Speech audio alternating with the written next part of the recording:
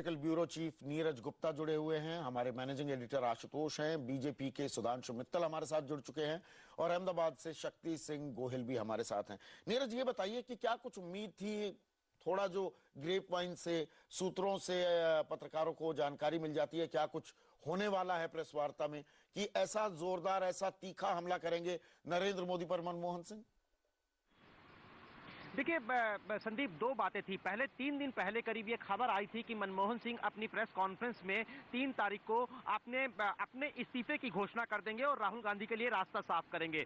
तो ये माना जा रहा था कि वो एक तरीके से सरकार उस खबर का वाटर टेस्ट कर रही है, कांग्रेस पार्टी उस खबर को लेकर वाटर टेस्ट कर रही है। इन 3 दिन के भीतर कांग्रेस पार्टी ने माहौल को समझा बूझा और उन्हें यह अंदाजा लग गया कि अगर प्रधानमंत्री की विदाई की घोषणा की जाती है तो इसमें कोई नुकसान नहीं है, फायदा ही होगा। तो इसीलिए प्रधानमंत्री के लिए ग्रेसफुल एग्जिट के तौर पर यह घोषणा की गई। लेकिन जहां तक नरेंद्र मोदी की बात है, प्रधानमंत्री की छवि के मुताबिक और सूत्रों के मुताबिक उसकी उम्मीद नहीं थी, लेकिन प्रधानमंत्री ने जिस तरीके से फ्रंट फुट पर और कड़े शब्दों में नरेंद्र मोदी की भर्त्सना की है, उससे यह साफ होता है कि वो पहले से इसके बारे में शक्ति, क्या ये एक सोची समझी चुनावी रणनीति अख्तियार कर रहे हैं मनमोहन सिंह कि दंगों की याद दिलाते रहो, एक खास समुदाय को अपनी तरफ आकर्षित करो?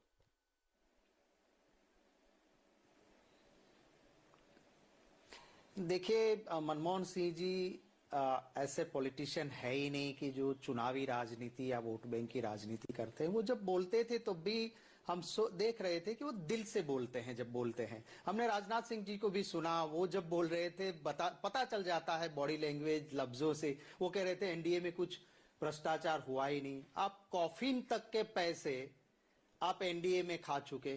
आप सिक्योरिटी की बात करते हो, पाकिस्तान की मिलिट्री हमारे वहां कारगिल में घुस गई, आप कुछ नहीं कर पाए। आप आतंकवादी को बाहर छोड़ने गए।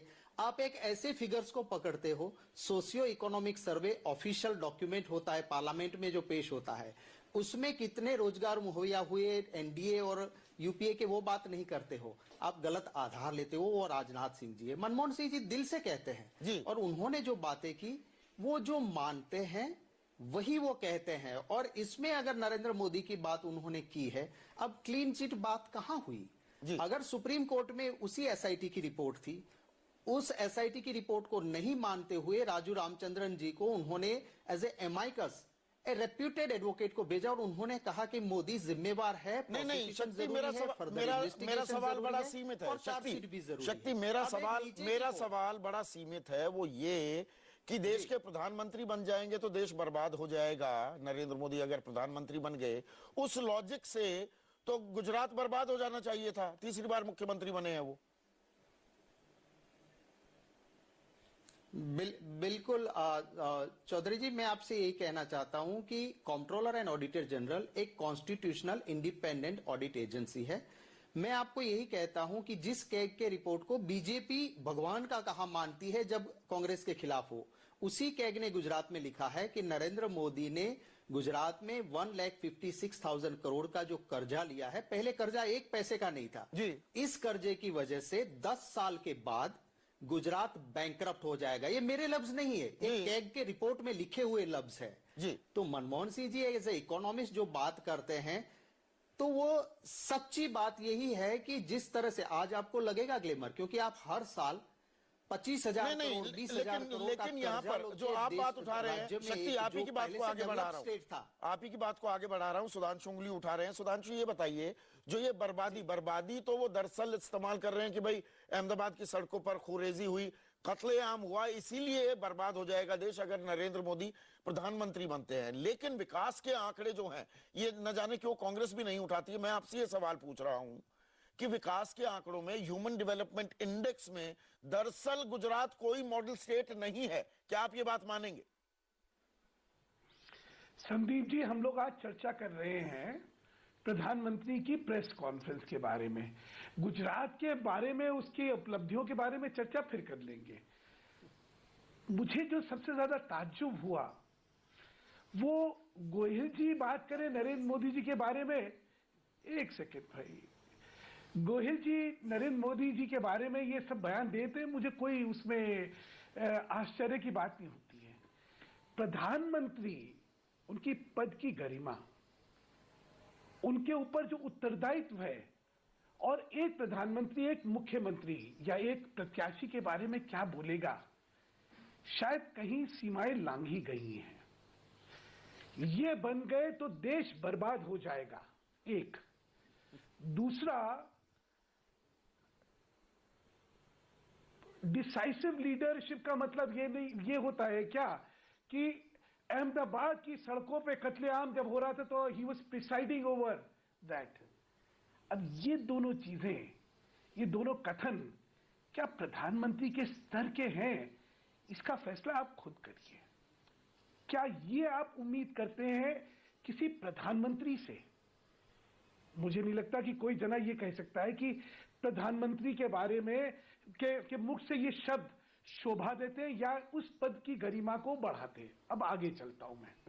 अभी नीरज जी कह रहे थे कि भाई पहले एक सुर्री छोड़ी गई थी कि प्रधानमंत्री जो है वो पद का इस्तीफा दे देंगे और देखने के लिए टेस्ट कर रहे थे कि क्या है। आज की प्रेस कॉन्फ्रेंस में मुझे लगता है उन्होंने करीब पहले ये जताने के लिए कि देखिए अभी अगले 5 महीने, जबकि वैसे 4.5 महीने 5 महीने नहीं है, मैं अगले 4.5 महीने अभी और प्रधानमंत्री रहने वाला हूं, मुझे अभी से ना समझ लीजिए कि मैं खत्म हो गया हूं। पहला ये। दूसरा उन्होंने कहा इतिहास, क्योंकि सारे में आपने देखा हो इतिहास के अलावा उनको कुछ याद ही नहीं आ रहा था। तो मैं तो सिर्फ ये कहना चाहता हूं, इतिहास उनको कैसे याद करेगा?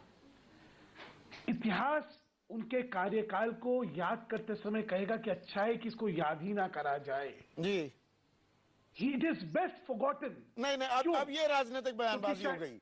अभी तक आप विश्लेषण कर रहे थे, अब आप राजनीतिक बयानबाजी करने लगे। आप बने रहिए सुधांशु जी हमारे साथ। आशुतोष, मुझे ये बताइए, जो सुधांशु कह रहे हैं कि मर्यादा लांघी है, भाषा की गरिमा का ख्याल नहीं रखा प्रधानमंत्री ने जब नरेंद्र मोदी पर हमला बोला है।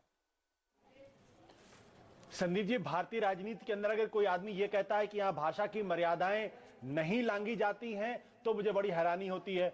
सुधांशु जी बीजेपी के वरिष्ठ नेता हैं और मुझे इसलिए उस पर कोई बहुत टिप्पणी नहीं करनी, लेकिन एक बात मैं कह सकता हूं, वो ये कि दरअसल जो जिस तरीके से आज मनमोहन सिंह ने नरेंद्र मोदी को लेकर टिप्पणी की है, उससे 2 बातें बिल्कुल स्पष्ट है। पहली बात यह है कि कहीं ना कहीं मनमोहन सिंह ने एक स्पष्ट कर दिया है कि कांग्रेस पार्टी नरेंद्र मोदी के बरक्स कहां पर खड़ी है, किस हद तक उन पर हमले करेगी और कितने तीखे हमले करेगी और किस आधार पर वह वोट मांगने की तैयारी कर रही है।